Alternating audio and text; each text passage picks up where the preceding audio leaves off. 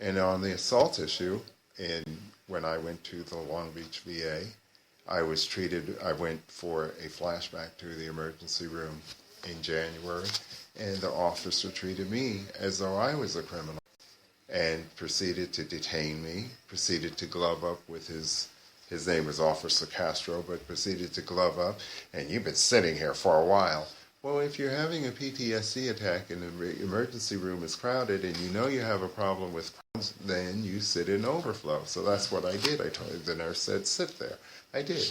But I'm treated like I'm a criminal. And that's totally unacceptable. Right. But then this is something that he does repeatedly. Now, I deal with several of the groups there because I'm an MST survivor, the whole 9 yards. But when I begin to talk to the veterans in the group, this cop, Officer Castro, at the Long Beach VA, has a reputation for being, aggressive with veterans. And if anything, the VA should be safe harbor for a veteran seeking help. You shouldn't be assaulted. You shouldn't treat it like you're a criminal. I don't care if it is a cop. Be nice. I've had cops want to sit in with the doctor when I've asked to see the MOD or talk to them. They want to sit in and hear what it is that you're talking about. And I'm like, this is none of your affair. I have a right to confidentiality, and I refuse to talk to anyone in the presence of a cop, especially if it doesn't involve anything that's criminally going on. You know what I'm saying? So this we're running into, whether it's here, whether it's in Phoenix, whether we get calls out of New Orleans, because we get calls from all over the nation, and it's bad. Mm-hmm. I know that the senator has done great things, but I would like to see if he does go on to higher office, his commitment continue. And I know he's a friend. What is his take on Veterans Affairs? Well, when Senator Sanders was chairman of the Veterans Affairs Committee, I was the staff director of the Veterans Affairs Committee. He was chairman of the Veterans Affairs Committee? Mm-hmm. Yes. Last term. And I've been involved in veterans issues for over 30 years. I'm retired military, my wife's retired military, and my son just got out of the Army. 86%. I'm impressed with that figure that the veterans budget went up, and that was some of Senator Sanders' leadership. Where's the money? I can tell you. I hear that. I can tell you that when I first started dealing with veterans issues here in Washington in '88, the entire VA budget was like $17 billion. Now, well, whatever it is now, but where is it? It's 180. Okay, billion. Where is it? I can tell you, I have seen changes. Well, I'm glad you have. But she's. I'm glad you have because they don't even have the budget to treat us with hepatitis C. Oh. And those of us that are like me, mine is level 1, so they're not even going to treat mine. And whenever the medicine get here, it's prioritized to the ones with 3 and 4. So mine has got to get to the level 3 or 4 before the VA will even treat mine. So, and then the money. Do you have anybody that's working with you, like the Disabled American Veterans? They don't handle those issues. They handle the claim. They don't handle those issues. But they won't get into the minutia behind the scenes. Right. That's why I was saying all that he was talking to up there. Really? We are a family? Really? We are outcasts. We're the DC chapter. Well, I hate to tell you this, and I don't mean to burst your bubble. No, I'm going to tell you right now that tomorrow I'm going to be going over to the White House. Well, don't let them know you're coming. Wait. No, because once he let him, he needs to send a seed over there. Because once he called and said, I called from Senator Bernie's office. We got a complaint. As soon as you get there, whatever issue will, because the unit is infested with bed bugs. Infested. Okay. They what it is, because the beds can't come out. Okay, they can't move the beds out. And the bed bugs have gotten deeper down into the wood since 2011. How they treat bed bugs? They go in there, bomb the room. I witnessed it. Bomb the room, come back in 4 hours, make the bed up for the next veteran. And I took them home. And when I found out about them, I had to pack up everything in my house. 3 treatments. Martinsburg had a breakout last year. They put all their veterans patients up into hotels. And DCVA, they just bomb it for the next patient. That unit is so, and they're fixing up the hospital. They can ready to open up a new, oh my God, a new welcome center. A new welcome center. And 3D East needs to be revamped in an emergency revamp. There's no excuse me walking in the bathroom and you up in there using the female's bathroom. Someone is going to get raped. That's how bad it is. Women veterans have no say-so. We're second-class citizens.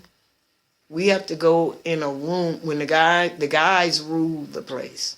As far as looking at TV, no, we're not there to look at TV because that's what they keep throwing up in my face. But sometimes you come, you want to look at the news or you want to look at something else, and the guys got the Western on all day or the sports on all day. So we have to endure that. And the Miss Corbett, who is the nurse manager or nurse head person on that unit, says that her guys will be looking at their sports. So we're like, well, what about us females? Oh, well. We bring issues to them, and they go in the upper side of their head. The unit is too traumatizing for female veterans.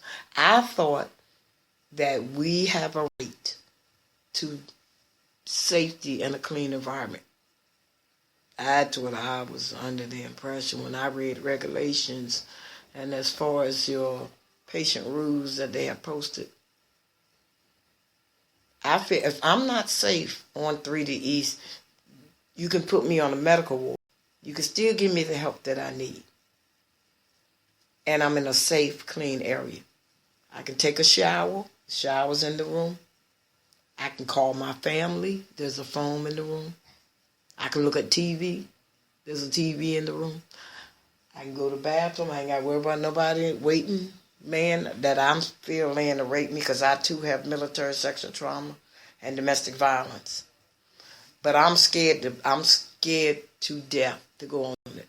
But my safety is not important because I went 2 weeks ago and I asked the doctor, he said, admit you, no, you can't admit me because it's not safe up there for female veterans.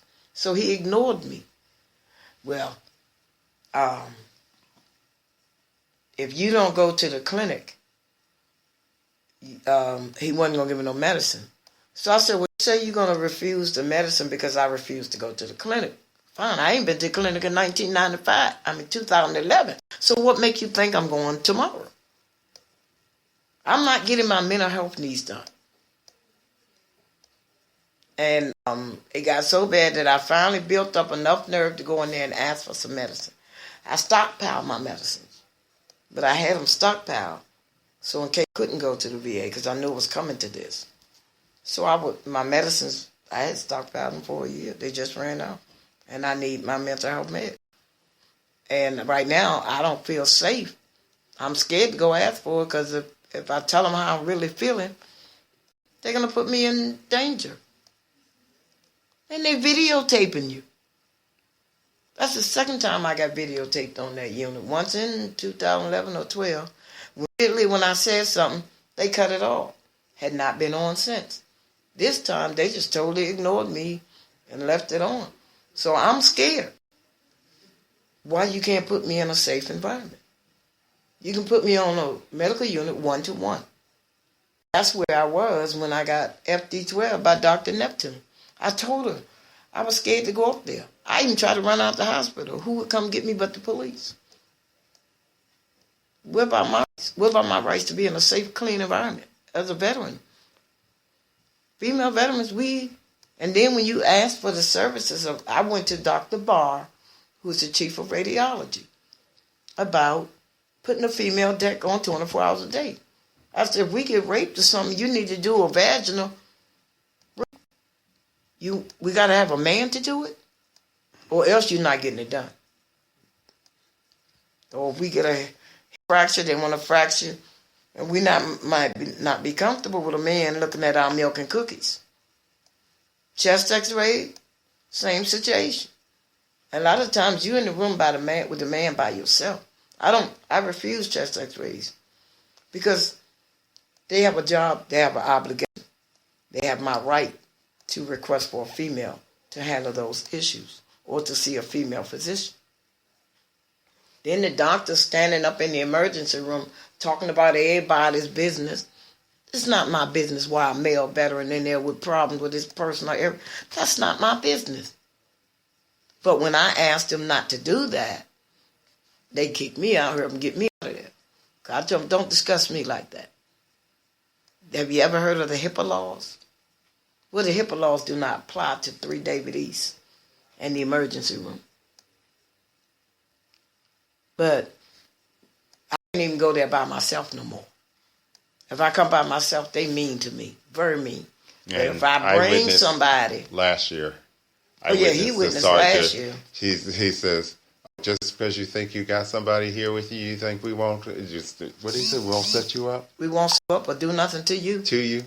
That's what the sergeant said at the VA, and I'm sitting there. I'm a member of the press. And I'm sitting there, and you said it. It did not matter. And see, this is something, whether it's Castro in Long Beach or the police here. We don't have nobody to go for us. We don't have nobody like you to go up and follow up on our complaints. We have a D.C. Department of Veterans Affairs. I testified last Thursday or last Wednesday to the city council. Why do we have a D.C. Department of Veterans Affairs? That's money they can be putting for veterans issues somewhere else. Our issues is not with district government. Our issues is with the VA hospital. You can't even go up there and inquire. Why do we do office? Why do we have a DA, Veterans Advisory Board here in D.C.? They advise the government. They all work for the government. No, that's not how that should work. They should come out, meet us, find out our issues. But for what? You can't do anything. They got a senator, Michael Brown, called himself a shadow senator or something. He said it was a senator. His card said senator. But his office is at the mayor's building. But he can't go. So what kind of senator are you? I don't know. Is it D.C. government have their own senators? This is where I tell her about senatorial privilege, and I tell her about building relationships with offices like Senator Sanders. Because when I lived in the district, I got fired from American Airlines for being a disabled veteran. And I couldn't fight American Airlines in court. But I found safe harbor by walking the halls of Congress and talking to the Congress. Well, that's what I plan to do because I don't know what else to do. Someone should be able to say, hey, let me speak for this D.C. veteran. She served this country. No, we don't have, and Norton, she don't like veterans. I believe it in my heart. Just her actions, that we're not top on, we know we're in her priority list. So, because I don't think she cared for me, because I told her about herself at an event on a Veterans Day. You worrying about colleges. You want to take pictures and pose with these on Veterans Day. And you got your veterans over there being mistreated at D.C. This is more important. She was more attentive to a soldier flag was not raised. His father was a D.C. fireman. And his flag wasn't raised at his graduation. That's more of her concern about the care that her constituents, veterans, are getting here in Washington, D.C. Really?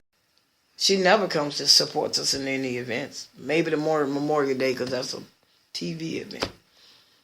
So we have no voice. We have no one there. And I've went through the chain, as they say, go to the patient advocate. Patient advocate has no control over patient-doctor issues. They don't have no control over it, but everybody wants to keep sending us there. And I know this because I found out. I've been going there since 92. I've watched my care go from 5-star to -50. And this is because ever since I got beat up by the police, and I've been wearing this T-shirt, I've been getting a lot of retaliatory active stuff against me.